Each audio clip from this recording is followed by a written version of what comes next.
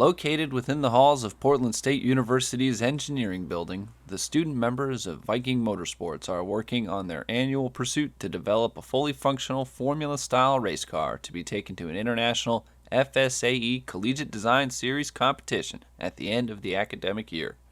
FSAE CDS, or Formula Society of Automotive Engineers Collegiate Design Series, is a world-class hands-on learning experience for undergraduate and graduate students. For my first time, it's a really great experience to see all these teams showing up, and I really feel like we can learn a lot from the teams around us. It's really good to see the community come together. The series challenges students to design, manufacture, and race with small formula-style vehicles. Oh no!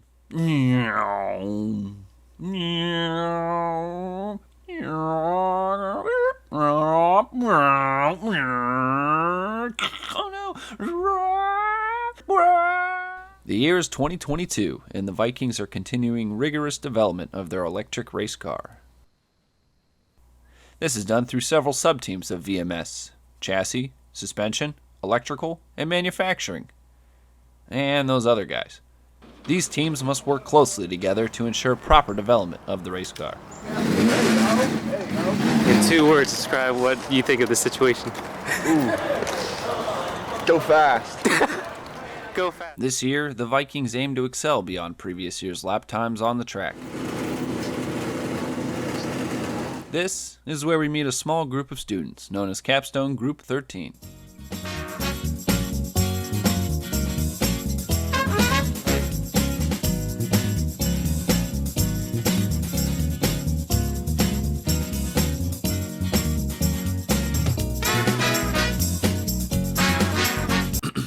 This team sets out to develop an aerodynamic body kit for the race car.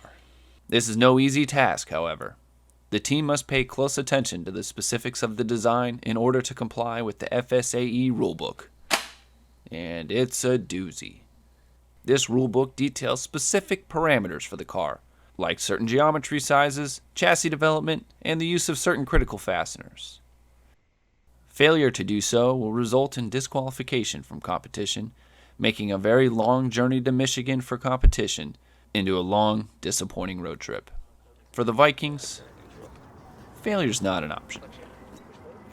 The aero package sets out to accomplish 2 goals: cooling and downforce, which is composed of the ducting, side pod, underbody, and wing components. The team is also focusing on developing the nose cone of the vehicle. The group is broken down into their own sub-teams to take on these components. The front nose cone is the first part that interacts with the air at the front of the car, and that determines the amount of airflow over the car versus under the car and can influence the turbulent wakes that are created. Yeah, so I'm designing the floor of the car, which is, I guess, the bottom side. And its purpose is to create a low pressure zone under the car, which would create downforce.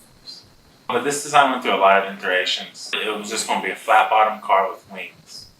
And then it transformed into, we decided we wanted to get as much downforce from the underbody as possible because that was low drag downforce. And we were looking at a bunch of different, like a bunch of old race cars and a bunch of other FSAE designs. Like the Lotus 78 chassis was not designed for aerodynamics. It was designed just to be a normal chassis. And they put aerodynamics onto it. And that's kind of the same way the FSAE car was designed. So looking at what they did to work around their chassis but still get good aero is something that we found to be very, I guess, inspiring. Well, I'm designing the motor cooling loop, which consists of 2 pumps, the radiator, the motor, and the motor controller. And the purpose is to cool the accumulator, motor, and motor controller of the car. The 2 main components that I'm designing are the intake ducting for the accumulator airflow cooling and also the external intake that attaches to that ducting as far as the body can. Originally, the design was going to be to include side pods that would cover the radiator for the mechanical cooling system and a side pod that would channel air into the accumulator cooling subsystem. But as the design progressed, we decided to focus our efforts into the underbody, which would which effectively eliminated the need for side pods. And our design change was basically a reduction to side pods to just a small air intake scoop. After a CFD analysis of the front wing, we learned that it does produce significant amount of downforce, even with a simplified design.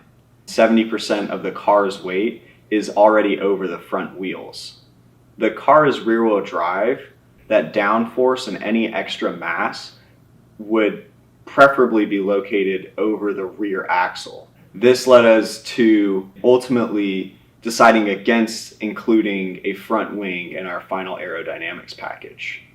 We are now going to begin simulation and design changes on the 2021 rear wing. We have a good model for the front nose cone as well as all of our other aerodynamics components, and we have a functional half-car simulator. When we showed up and looked at the cooling system, it was pretty evident that it was insufficient to cool the components like we needed them to be cooled. So there's actually been some pretty heavy calculations going into designing the architecture and the resistances, matching up the pump curves to the system curve. It's actually been a lot more work than I thought it was going to be. With the inclusion of a rear wing, something that we really need to put design effort into is the mounting structure. These are very much limited by the rules and need to be strong enough to hold this component above the car in the airstream.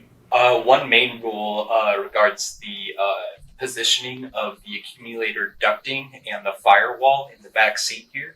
There needs to be no openings between the ducting and the interior cabinet here. And so given that space was very limited, we had to do several redesigns of what that interior ducting was to provide adequate cooling to the accumulator. The communication with VMS so far has been really looking at the specifications that the electronics team has come up with, Braden in specific. Haven't specifically talked to him, but looking at the numbers he's come up with and his engineering requirements. Luckily, I don't have too many FSAE rules to comply to. Things just like fastening pumps to the frame. It's all pretty simple stuff, but it is one of the more important aspects of the car. Cooling the car is not an FSAE rule, but it is a law of physics. In order to race, we have to make sure that we follow the rules to a T, and they inform a lot of our high-level design decisions, such as size constraints and, by extension, the amount of downforce able to be produced.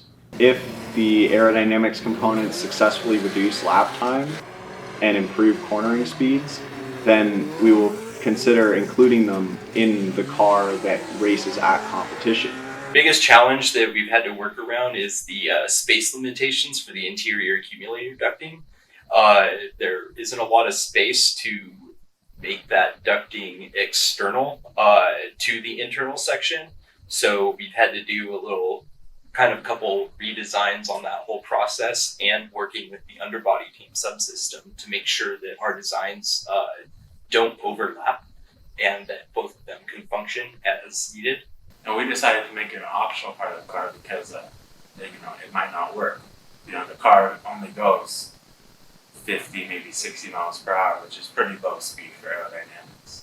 The biggest hurdle I've had with the design is most definitely the budget constraints that we have. I'm struggling pretty hard to comply to the standards we need or to reach the engineering values that we have determined are required while staying within the budget. We wanted to make the body panels easily manufacturable, and we also wanted to break up this large nose cone part into multiple pieces so that they could be easily installed and removed from the final vehicle. One section will be permanently attached to the car that will have all of the cutouts for our steering linkages, suspension linkages, brake lines, and other electronics sensor components that go out to the outboard suspension. And then another challenge we face is modeling part in Star CCM. which is a program that I'm learning this term along with a couple other guys in Capstone. And it's a difficult program to learn. It's kind of tricky. It's very finicky. Now we're in the last couple weeks of the term, and it's all falling into place, and I feel like we're in a pretty good spot. Yeah, so we have a general idea of how the manufacturing process is going to go. We are going to be using some type of composite like fiberglass or carbon fiber. One obstacle that we're still looking at is we're hoping to gain access to a ventilated workspace because the chemicals that you have to use in that are incredibly toxic. The fumes can linger. It's really important that we have a ventilated workspace to manufacture these parts safely. We want to use carbon fiber. The biggest challenge of that will be finding a big ventilated space to make a big carbon fiber part. We have the design pretty well ironed out. There are a couple strength concerns and we'll want to do some testing with that. But moving into the manufacturing phase is going to be a really good learning process. Working with composites, actually assembling the thing and dealing. For me personally, I'm excited about working with all the new materials. We plan on using foam molds to produce most of our parts. We can cut the foam using a wire foam cutter, then lay the composite material on top of that. Curves are tough, and to get a precise curve that is strong might be a challenge. We were also planning on custom fabricating a lot more of the parts, but as time went on, we realized that that's not really realistic, and so we found a few off-the-shelf options that can kind of bridge some gaps and make the manufacturing a lot easier. For the accumulator ducting, we were planning on using just regular steel sheet metal. The minimum thickness requirements of that will make those super easy to form by hand and with minimal kind of specialized tooling. So those two parts don't seem to be anything that will be challenging long run. For the ducting parts, that should not be an issue timeline-wise. Those two parts aren't very big, and the process of manufacturing isn't something at this point that is seeming beyond our means. We are lucky we don't really have to manufacture parts for the cooling loop. It's all pre-manufactured, off-the-shelf components. I'm pretty confident that we will get this done and it will perform well. Hell yeah, go Vikings. Yeah. We're gonna win. Honestly, if our car, well, we our motor is underpowered for the weight of our vehicle. So we definitely won't be able to place top 15. But I'd say top 25 is reasonable. This is a fantastic group to work with. It's really fun to come up with these designs together and feel some kind of synergy with a team, with the Capstone group as well as with Viking Motorsports. And I'm really happy that all of the members of the Capstone group have taken on roles within Viking Motorsports to help the suspension and the business subsystems, which have been amazing this year. So really feeling like our team is growing and feeling like we have a successful team is motivation to keep putting hours into developing our designs.